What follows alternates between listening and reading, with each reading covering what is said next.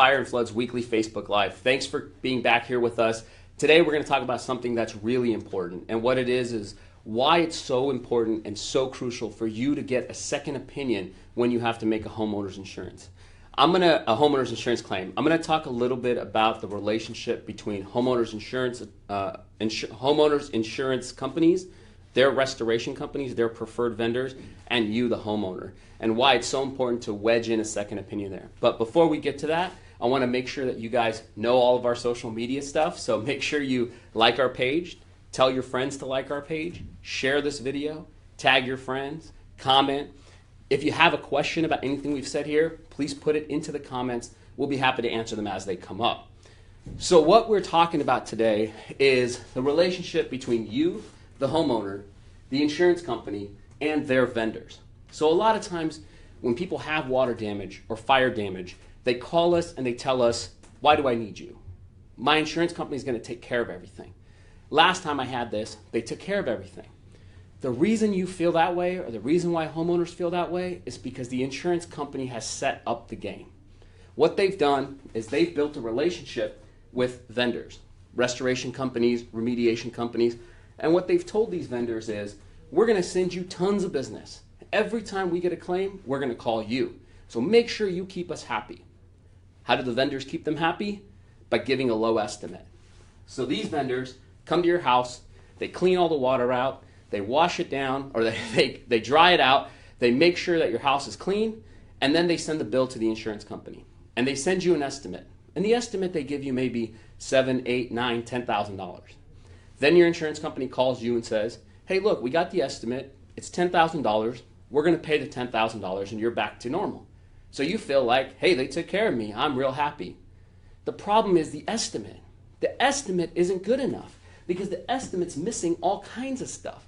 It's missing something called ALE, which is additional living expenses for rent or food or per diem costs that you incurred because you weren't able to live in your property. It's missing pack in, pack out, the cost of moving items out of your house so the repairs can be done and then putting them back into place. And there's a lot more that the estimates are missing. So what you have to do is you have to get your own estimate. You have to get your own general contractor in there. You have to get your own restoration company in there. You have to get your own leak detection company if that's an issue. So whatever it may be, you cannot accept the preferred vendor's estimate. You need to Google restoration company or find somebody that's a friend that does this and get an estimate to compare their estimate to an independent estimate. Then you can see if the insurance company's really taking care of you. And what we can tell you is we will see almost all the time the independent estimate is always bigger and more than the preferred vendor estimate. So you can see from that just brief 2-minute session why it's so important to get your own estimate. Because otherwise you're left with 50% or 40% of what you're supposed to be getting. So make sure you get your own estimate, make sure you call us, make sure you ask us, hey, is this a fair estimate? Should I be getting more? We don't recommend that you do this yourself because you don't know who to call. You don't know the insurance code. You haven't read your terms and conditions. So if you want to try to do it yourself, make sure you educate yourself on what you're entitled to do and what the insurance company is required to do. Otherwise, you'll be left out in the cold and you'll be left with 40, 50 cents of what you should be getting.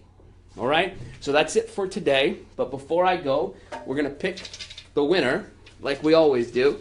And the winner this week is Jeremy Heasel. All right, Jeremy, we're going to tag you. Let us know what kind of prize you want, steaks, Nordstrom's gift card, and we'll let us know how to get it out to you. We'll mail it out to you, and you'll have it. So tune in next week. One of the other things is, guys, we're trying to get to 200 likes because we really want people to know how they're getting screwed. So if you help us get to 200 likes, as soon as we hit 200 likes, we're going to put everybody's name in a bucket, and we're going to do a giveaway, whether they've liked or commented or shared on the video or not, simply because you've liked our page. We're glad you're here. We're glad you're paying attention and tuning in every week. So we're going to do a giveaway once we get to 200 likes. So please help us get to 200 likes. Really appreciate you guys tuning in, watching us, and so we'll see you next week.